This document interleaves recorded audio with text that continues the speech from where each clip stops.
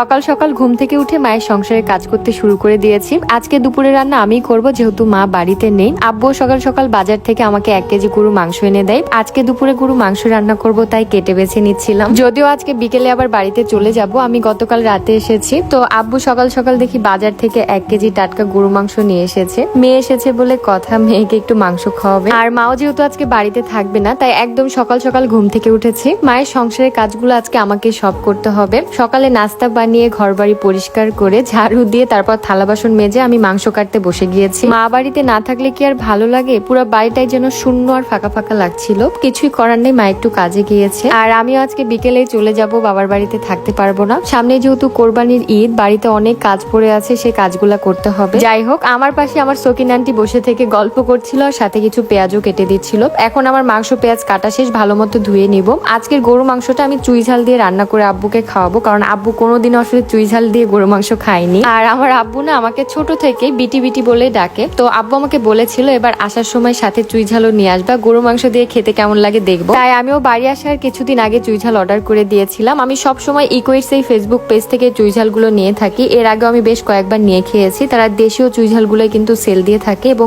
কিভাবে রান্না করতে হবে সেটাও লিখে তারা দেয়। আর সবসময় কিন্তু আমরা বাড়িতে গরু মাংসের ঝোল বা ভুনা খেয়ে থাকি। সবসময় একই রকমের মাংস খেতেও ভালো লাগে না, একটু চুই ঝাল যদি অ্যাড করেন গরু মাংসতে, এত সুন্দর একটা ফ্লেভার আসে আর খেতেও এত মজা লাগে। আর সামনে যেহেতু কোরবানির ঈদ, আপনারা চাইলে কিন্তু চুই ঝালগুলো আগে অর্ডার করতে পারেন, একটু ভিন্ন রকম স্বাদ করেও খেতে পারবেন। মেহমান অতিথির প্রশংসা পেতে হলে সাধারণ মাংস রান্নায় একটু চুই ঝাল দিলে কিন্তু অন্যরকম একটা স্বাদ চলে আসে। আমি তো একবারে বেশি করে অর্ডার করেছি, একবারে কোরবানির মতো মিক্স চুই ঝালই আমি নিয়েছি, একটা মোটা আর একটা কিছু চিকন। তো আব্বুকে আমি মোটাটাই খাওয়াবো, দেখা যাক কেমন লাগে। চুই ঝালের আসল স্বাদই কিন্তু এর আঁশের মধ্যে থাকে, মানে একদম চিবিয়ে চিবিয়ে খেতে হবে। প্রথমে আমি মাংসটাকে ভালো মতো কষিয়ে রান্না করব এবং এটার মধ্যে চুই ঝাল দিয়ে কিন্তু কষাবো, তাহলে ফ্লেভারটাও খুবই সুন্দর আসবে। চুই ঝালটাকে ভালো মতো ধুয়ে আমি এর ভেতর দিয়ে দিলাম এবং এই মাংসর সাথে চুই ঝালটাও সুন্দর মতো কষে যাবে। আমি এটা প্রেসারে রান্না করব না। আপনারা যারা খুলনার অথেন্টিক চুই ঝাল নিতে চাচ্ছেন, একদম দেশিটা, তারা কিন্তু ইকোইটস এই ফেসবুক পেজ থেকে নিয়ে নিতে পারেন। সামনে যেহেতু কোরবানির ঈদ, মাংস খেতে খেতে বোরিং হবেন, একটু চুই ঝাল দিয়ে খেয়ে দেখবেন,